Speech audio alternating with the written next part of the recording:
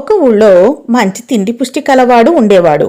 అతను ఒకరోజు బాగా పొట్ట నిండా తిని గుర్రు పెట్టి నిద్రపోతున్నాడు.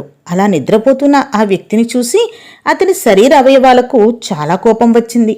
మనమంతా కష్టపడి పనిచేస్తుంటే అతను తృప్తిగా తిని నిద్రపోతాడా అంటూ నాలుక తను కనుక రుచి చెప్పకపోతే అతను అసలు తిండే తినలేడన్నది. సరేలే, నేను గనక తిండి మంచిదో చెడ్డదో వాసన చెప్పకపోతే అతను ఎలా తినగలడు అన్నది ముక్కు. బాగుంది మీ వరస. ఫలానా చోట ఈ వస్తువు ఉందని చెప్పేదెవరు? నేను చూసి చెప్పిందే. వాటి సంగతి మీకేం తెలుసు? కాబట్టి మీకన్నా మేమే గొప్ప అన్నాయి కళ్ళు. కళ్ళు వస్తువును చూపించినా దాన్ని తెచ్చుకోవడానికి వెళ్ళడానికి తాము లేనిదే పని జరగదు. కాబట్టి నేనే గొప్ప అన్నాయి కాళ్ళు. ఇదంతా విన్న చేతులకు కోపం వచ్చింది. నీవు నడవడానికి సహాయపడ్డా, కళ్ళు దారి చూపించినా, ముక్కు వాసన చూసినా, పాపం నాలుక రుచి చెప్పినా పొట్ట నిండడానికి ఈ చేతులు లేకపోతే లాభం లేదు. మేము తీసి అందిస్తేనే కదా ఈ పని జరిగేది. కనుక అందరికన్నా నేనే గొప్ప అన్నాయి చేతులు. అక్కడి నుంచి వారికి గొడవలు వచ్చాయి.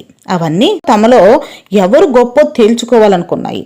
అలా అనుకుని ఆ అవయవాలు తమ పని తాము చేయడం మానేశాయి.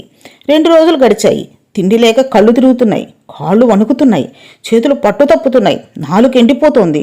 అవయవాలన్నీ మళ్ళీ సమావేశమయ్యాయి. ఏ పని ఒక్కరి వల్ల కాదు, మనమంతా కలిసి పనిచేస్తేనే అందరం సుఖంగా ఉంటామని నిర్ణయించుకుని ఏది చేయాల్సిన పని అది చేయడం మొదలుపెట్టాయి.